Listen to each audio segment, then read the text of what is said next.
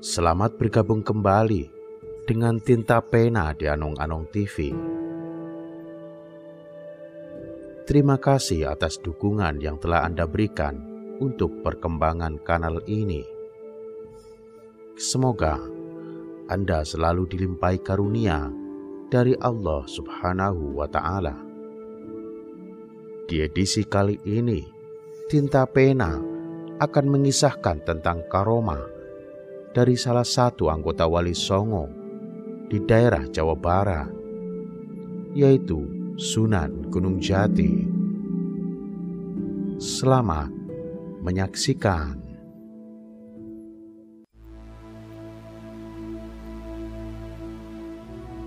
Kisah ini terjadi ketika Sunan Gunung Jati bertemu dengan Ki Kuwu Sangkan Urip.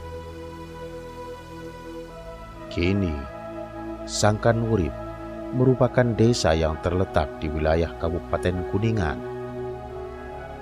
Oleh karena itu, dapatlah dipahami bahwa desa ini terbilang tua, mengingat eksistensinya telah lama tercatat dalam beberapa naskah Kesultanan Cirebon.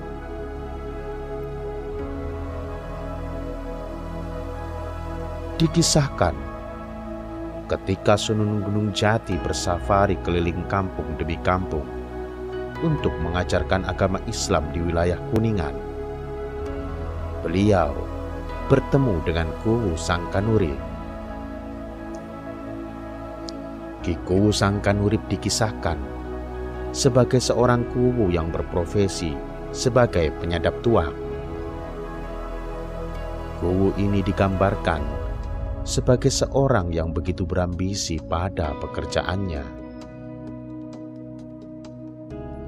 Pada suatu hari, ketika perjalanan Sunan Gunung Jati sampai di desa Sangkan Urip, beliau melihat Ki Kuwu menyadap tuak secara berlebihan.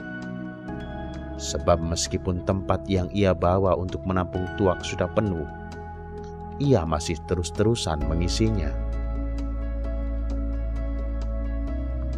Melihat hal itu, Sunan Gunung Jati lalu menegurnya. Beliau berkata, "Ki Kuwu, bukankah tuak-tuak yang kau kehendaki sudah penuh? Kenapa Anda terus-terusan mengisinya? Bukankah yang sudah kau ambil itu sudah dapat mencukupi penghidupan anak dan istrimu?" Dengan enteng, kemudian Ki Kuwu menjawab, "Mana ada lautan yang bosan dengan air," begitu jawabnya. Mendapatkan tanggapan tersebut, Sunan Gunung Jati kemudian berkata, "Ki Kuwu, jika engkau ingin agar tuakmu terus melimpah dan cepat banyak, aku punya mantranya. Bacalah kalimat syahadat ini." Setelah mengucapkan hal itu, Sunan Gunung Jati kemudian berlalu pergi.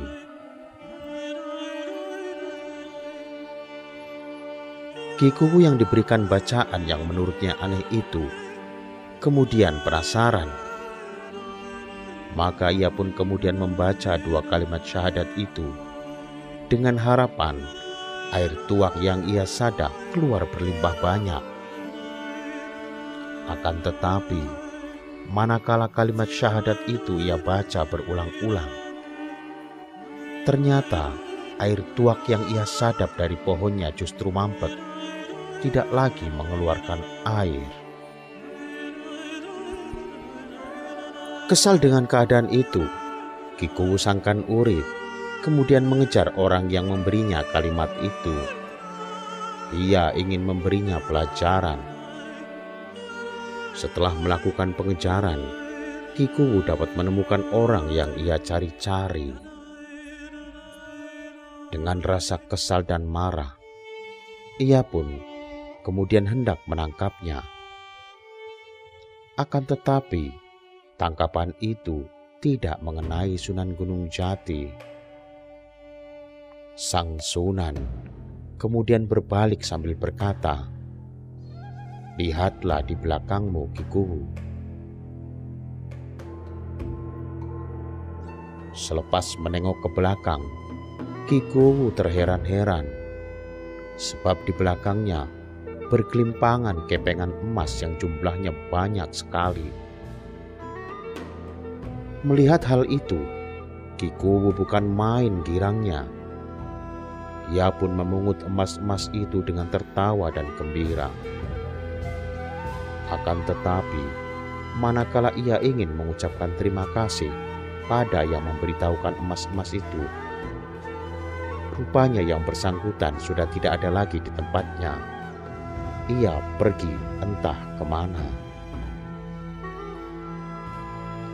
Selepas kejadian itu, Ki Kuwu merasa penasaran mengenai sosok pemuda yang mengajarkan kalimat aneh dan memberikan banyak harta padanya. Oleh karena itu, ia mencari tahu mengenai siapa sesungguhnya pemuda itu. Setelah melalui penyelidikan, diketahuilah bahwa pemuda itu adalah Sunan Gunung Jati, wali dan sultan dari Cirebon yang namanya begitu masyhur di tanah Pasundan.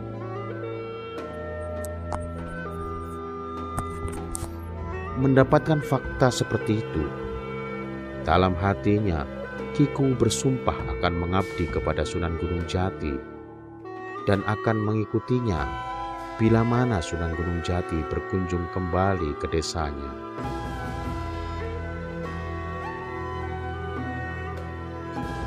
Suatu ketika, rupanya Sunan Gunung Jati datang kembali ke Sangkanurip.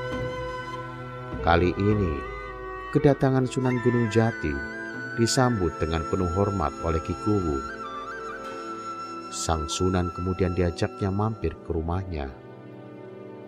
Di dalam rumah tersebut, Sunan Gunung Jati disuguhi hidangan berupa panggangan ayam yang sangat sedap rasanya.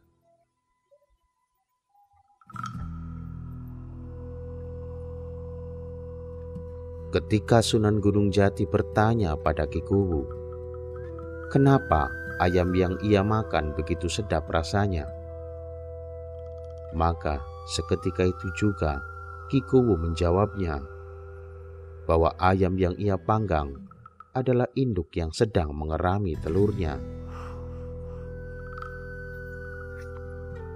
Mendapatkan jawaban seperti itu, Sunan Gunung Jati kemudian menasehati Ki Kuwu.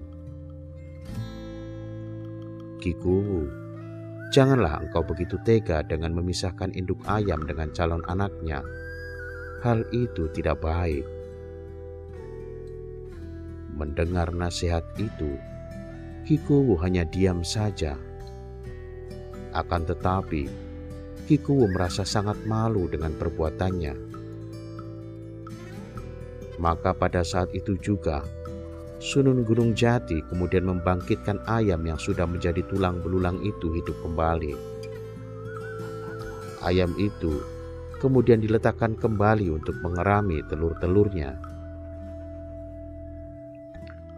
Menyaksikan peristiwa itu, Ki Kuwu Sangkanurip hanya terpaku dan keheranan. Ia pun kemudian memohon kepada Sunan Gunung Jati untuk dapat mengizinkannya mengabdi pada Sang Sunan. Maka, selepas peristiwa itu, Ki Kuwu Sangkanurip masuk agama Islam dan menyatakan diri bahwa wilayahnya berada di bawah kekuasaan Cirebon.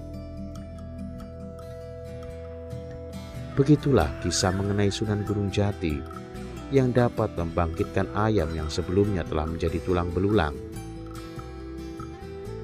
Kesaktian-kesaktian Sunan Gunung Jati yang tentunya karena izin Allah itu adalah bagian dari karomah yang dimiliki oleh para kekasih Allah. Karomah-karomah semacam itu yang pada akhirnya dapat menarik sebagian pembesar di Pasundan untuk masuk Islam secara sukarela. Terlepas dari benar atau tidaknya kisah ini, yang jelas begitulah kisah yang diturunkan dari naskah-naskah Cirebon yang kini sebagiannya tersimpan dalam perpustakaan keraton. Sampai jumpa di edisi selanjutnya. Salam Meduluran.